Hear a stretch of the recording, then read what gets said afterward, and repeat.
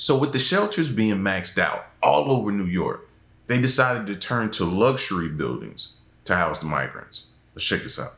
Harlem residents are accusing the city of using the bait and switch tactic on them. They tell us what was built as a luxury apartment building almost 10 years ago is now being turned into a migrant shelter. CBS 2's John Diaz explains it came without warning. We should have been informed.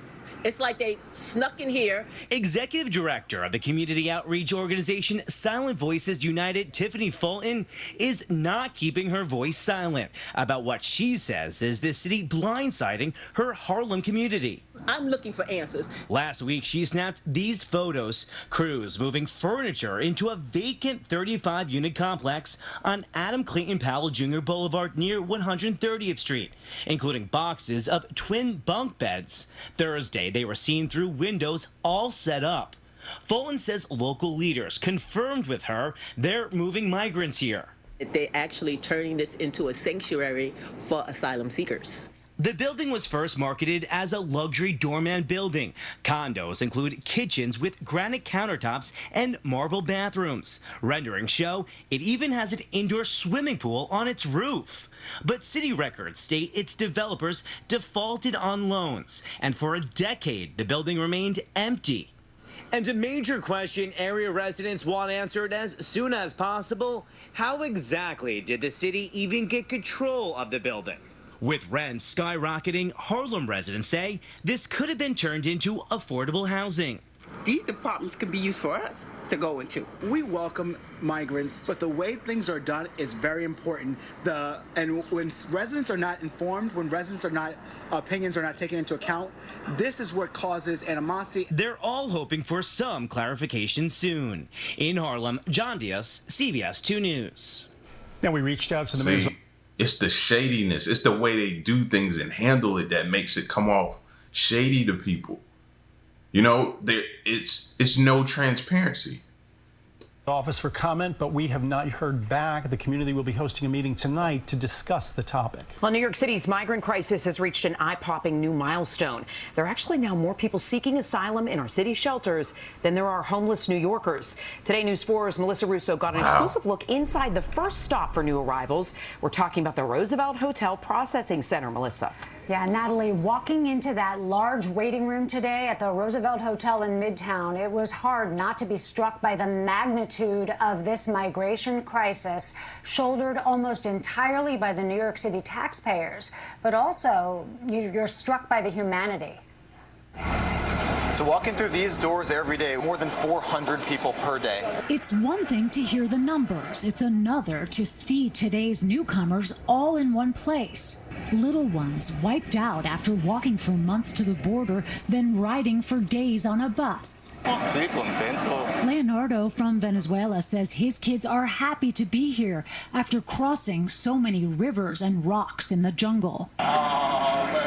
And to already have a new pair of shoes. My heart breaks a little bit, and I have these conflicting feelings. Deputy Mayor Ann Williams-Isom says she's... That's because we're human. Nobody wants to see kids like this. You know what I mean? Anybody like this for that matter. But the kids, it just breaks your heart to see the kids, bro.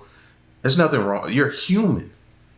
Out of the care the city is offering, but sad that it's unsustainable. Over the weekend, the city reached a critical tipping point for their already jam-packed shelters.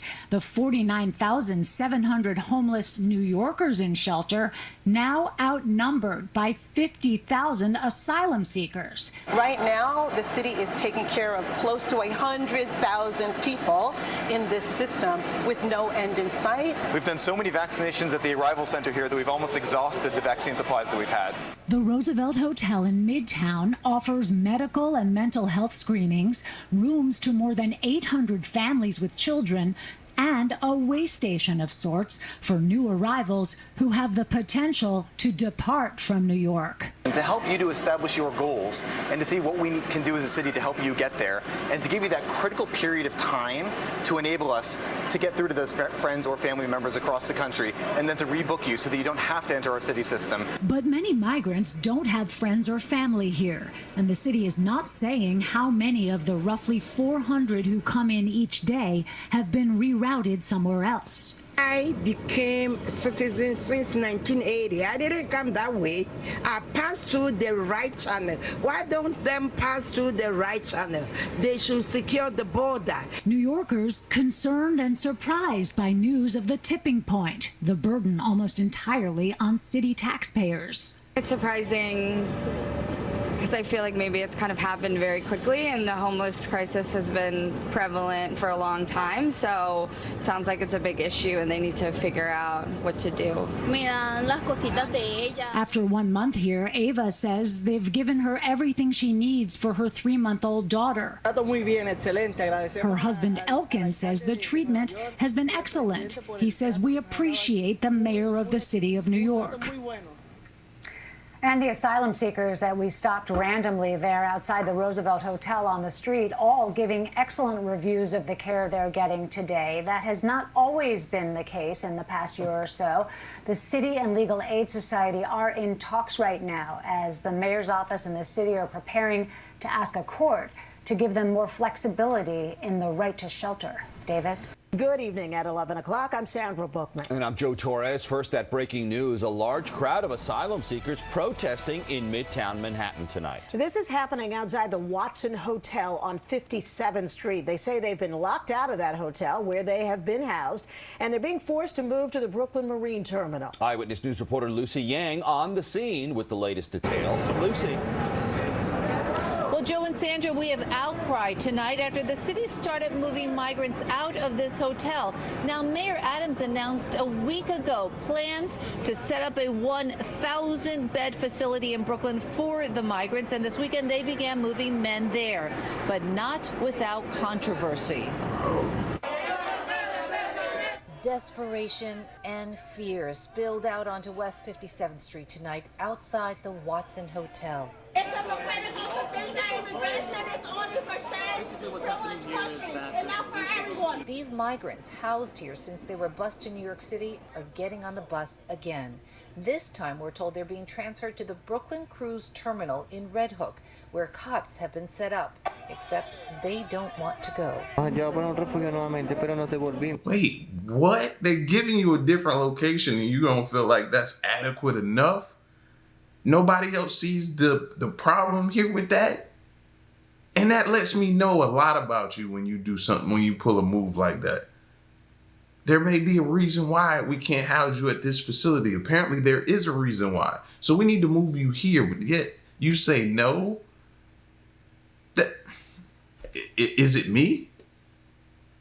Pedro Duran, originally I'm confused. from Venezuela, arrived in New York in mid-October. He was already bused to Brooklyn, but said it was so cold he came back to the Watson, except he is no longer welcomed here. It's not humane. This is not the way you treat human beings. They want to go back into their rooms at the Watson Hotel. This is what they think of as their home right now. This is their home right now. According to the mayor's spokesman, plans are to, quote, transition the hotel to meet the large number of asylum-seeking families with children. These single men are being sent to Red Hook. The city says, quote, more than 42,000 asylum seekers have arrived in New York City. More keep coming, and resources are already overstretched. Volunteer advocates argue the city should put these migrants in some of the most expensive pieces of real estate in the world. He could have easily, along with Governor Hochul, opened up all the vacant luxury apartments. We are on 57th Street right now. This is Billionaires Row. Half of the super towers on this street are empty. Of course, that begs the question, who would pay for all those luxury apartments?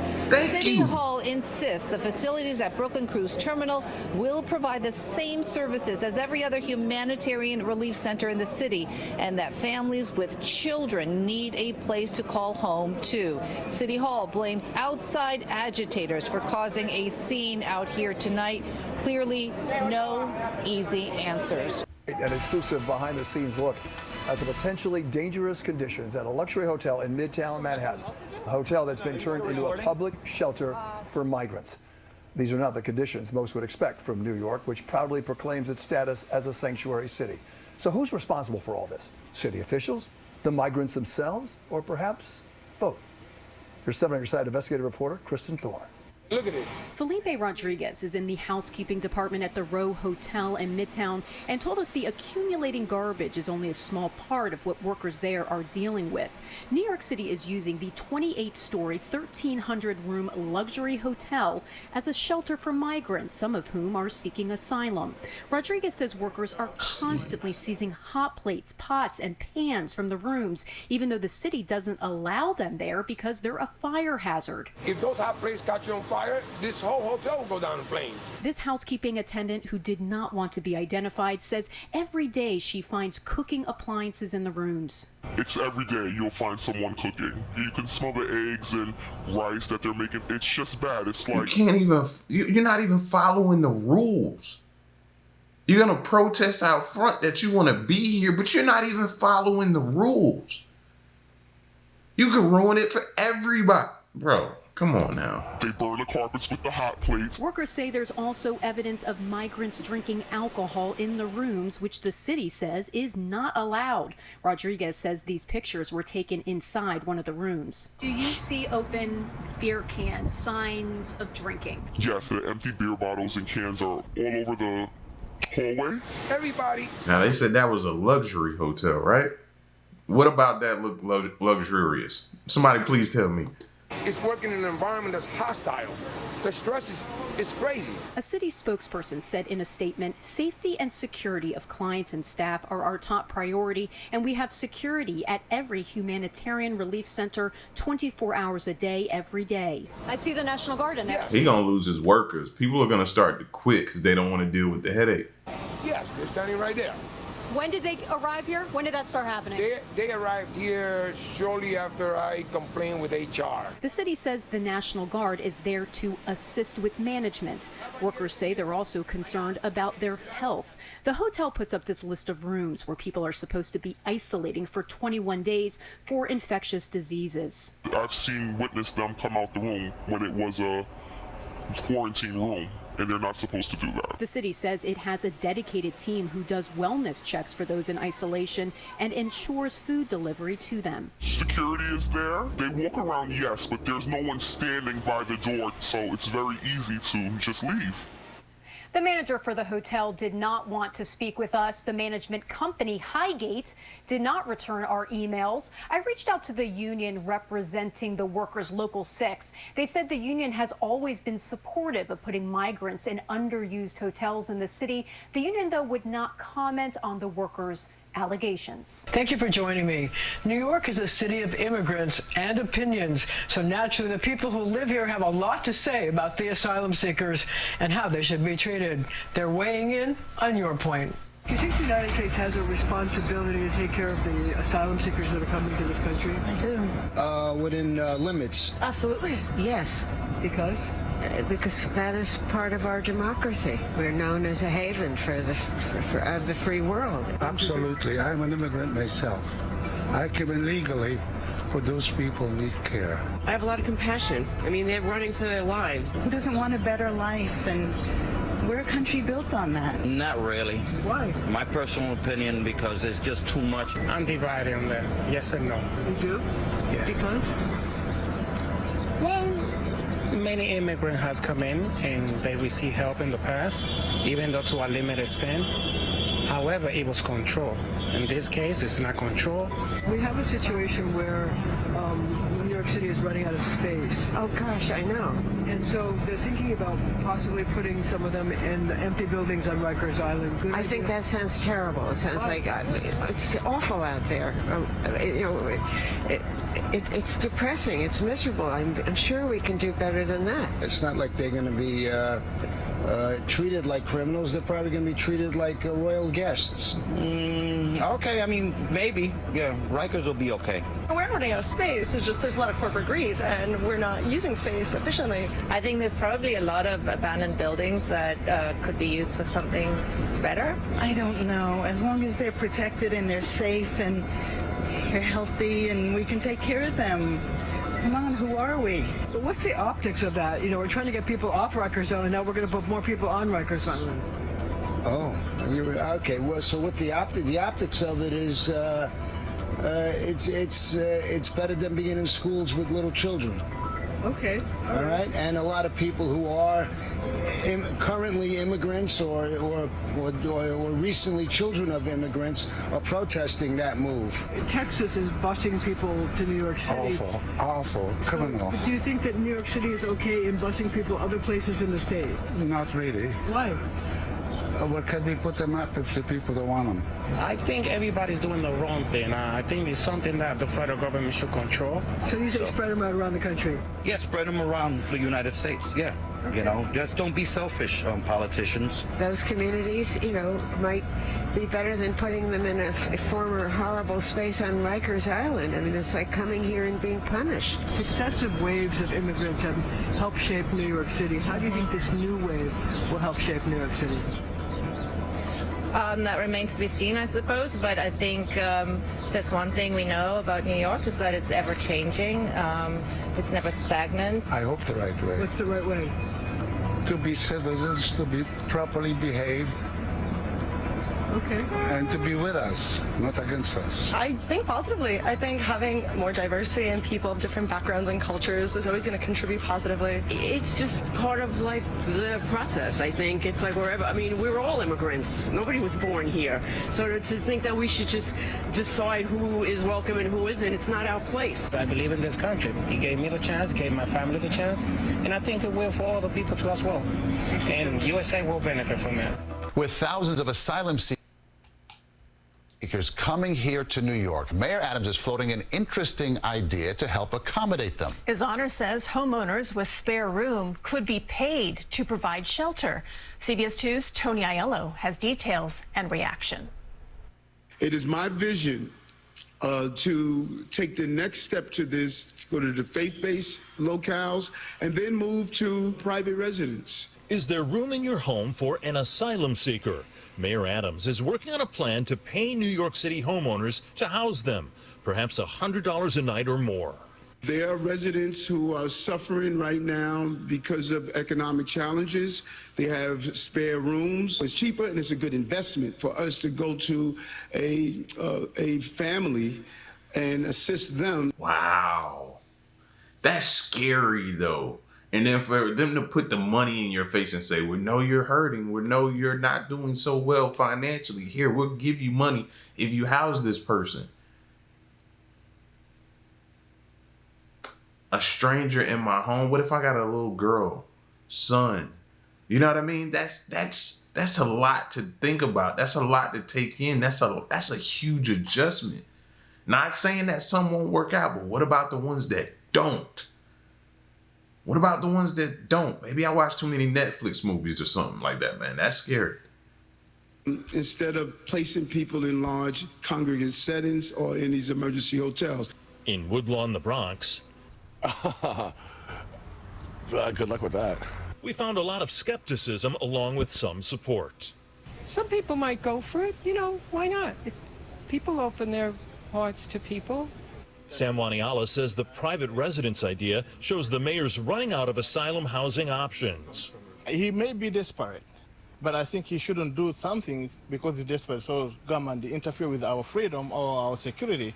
The mayor spoke Monday, surrounded by faith leaders, to announce another initiative, paying 50 churches and other faith-based locales to provide overnight shelter to about 1,000 asylum seekers. The very places where we offer prayer are the places where we need to offer sanctuary and shelter. The faith-based initiative is well underway and likely to roll out in the next few weeks. The idea of housing asylum seekers in private homes is still a work in progress and may require changes to state law.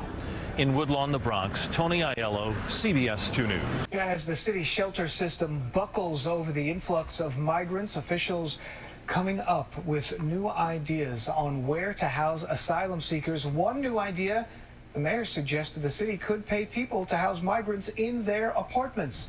Fox 5's Regan Menji is live in Midtown with more on this creative solution. Good morning, Regan. Good morning there, Dan. Yes, a creative solution, also a hypothetical right now, because if New Yorkers are willing to house asylum seekers, they could earn up to $125 a night. That would be money paid for by the city. This as thousands of migrants continue arriving here in the city every week. The closer we bring the asylum seekers and the migrants to everyday New Yorkers, the easier it will be for them to transition into society. Each week, thousands of single adults and families arrive here on buses from border states, and finding housing for everyone has become increasingly difficult. So Mayor Eric Adams is floating an idea, asking private homeowners to share their space. Those willing will be paid by the city. It's cheaper and it's a good investment for us to go to a family and assist them instead of placing people in large congregate settings or in these emergency hotels. Technically, short-term rentals of 30 days or less are illegal in New York City. So if this is going to be something less than 30 days, they would have to change the existing law.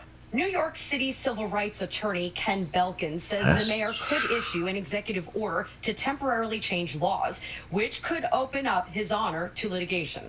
And he's already created controversy for previous plans to house migrants, such as housing men in tents on the Orchard Beach parking lot, then Randall's Island, both scrapped amid flooding concerns. Placing migrants in school gyms fell flat with parents and students.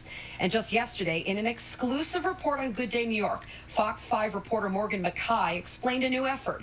Starting next month, nearly 1,000 migrants will be housed in 50 churches and houses of worship. These faith-based shelters will be open from 7 at night to 7 in the morning. The migrants will then be moved to daytime centers, which will also be faith-based operated, but paid for by the city.